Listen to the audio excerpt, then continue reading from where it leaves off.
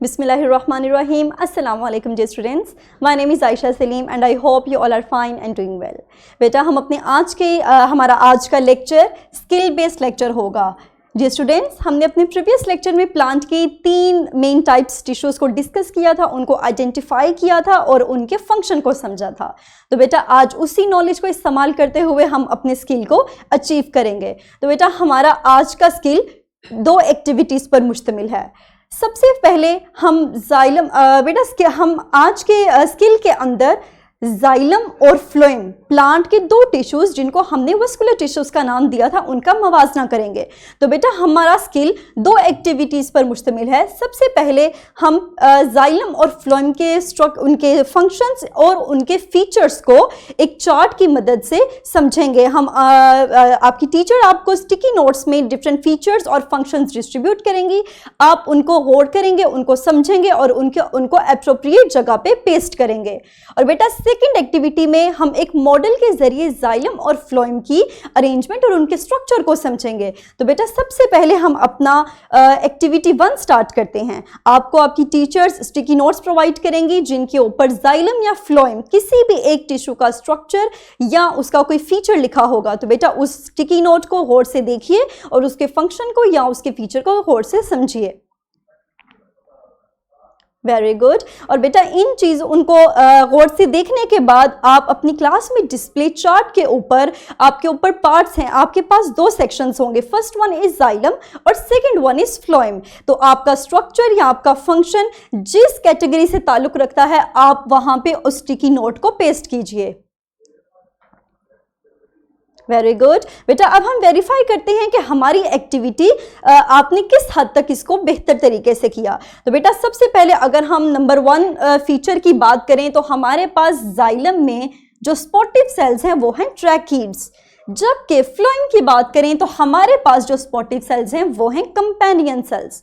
और हमने सीखा था कि इनका फीचर ये है कि ये सीव ट्यूब को स्पॉट प्रोवाइड करते हैं. उसके अलावा ये बवक्त ज़रूरत खाने को या फूड को सीव ट्यूब में लोड करते हैं.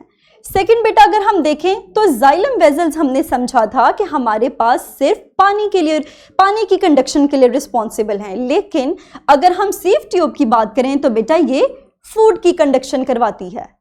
थर्ड वन पे आए तो बेटा हमारे पास जाइलम वेजल्स के अंदर एंड वॉल्स नहीं होती, जबकि फ्लोएम में हम देखें तो सीव ट्यूब के अंदर एंड वॉल्स मौजूद होती हैं और इन्हीं एंड वॉल्स के अंदर छोटे छोटे होल्स होते हैं, परफोरेशंस होती हैं ताकि फ्लो को स्मूथ रखा जा सके. फोर्थ बेटा हमारे पास जाइलम ट्रांसपोर्ट यूनिडायरेक्शनल होता है, यानी सिर्फ एक डायरेक्शन में फ्लो करेगा, जबकि फ्लोएम हमारे पास 2 वे फ्लो होता है, बाई डायरेक्शनल होता है, यानी ये 2 साइड्स पे फ्लो करेगा, अपवर्ड भी और डाउनवर्ड भी. लास्ट बेटा हम देखें तो हमारे पास जाइलम वेजल की वॉल्स की बात करें तो जाइलम में हमारे पास वॉल्स थिक होती हैं जो कि स्ट्रेंथ प्रोवाइड करने का काम करती हैं ताकि कंडक्शन के दौरान हमारे पास कोलैप्स ना हो जाए स्ट्रक्चर. उसके अलावा अगर फ्लोएम की बात करें तो बेटा हमारे पास वॉल्स थिन होंगी ताकि उसके फंक्शन को बाआसानी ये वॉल्स सपोर्ट कर सकें. तो बेटा हमने सीखा कि हमारे पास जाइलम हो या फ्लोएम हो, इनका स्ट्रक्चर इस तरह से बनाया गया है कि ये अपने अपने फंक्शन को बखूबी सरअंजाम दे सकते हैं.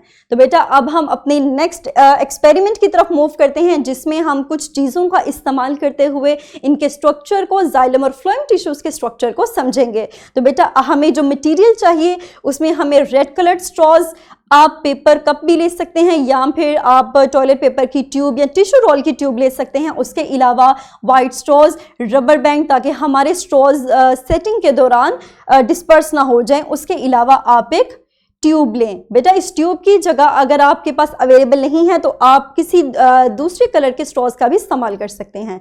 तो डियर स्टूडेंट्स अगर हम अपने स्ट्रक्चर को देखें तो हमारे पास कुछ इस तरह का स्ट्रक्चर विजिबल होगा, ठीक है, जिसमें हमारे पास ये सबसे आउटर टिश्यू रोल है. उसके अंदर हमने लाइन में सबसे पहले रेड कलर के स्ट्रॉज को इंसर्ट किया एंड देन वाइट स्ट्रॉज.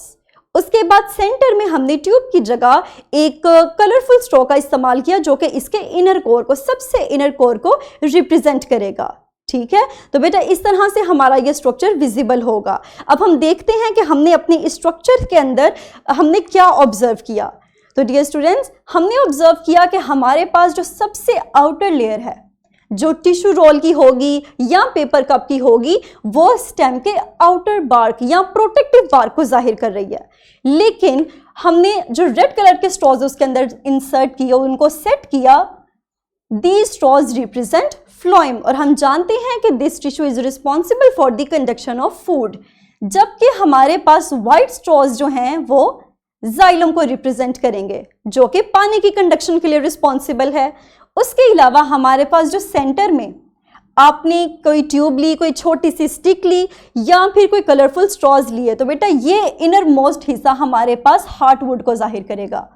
अब हमारे पास इसमें एक टर्म बहुत न्यू है, दैट इज हार्टवुड। तो बेटा हार्टवुड हमारे पास एक नॉन लिविंग सेल्स का स्ट्रक्चर होता है जो कि कंडक्शन में रोल प्ले नहीं करता।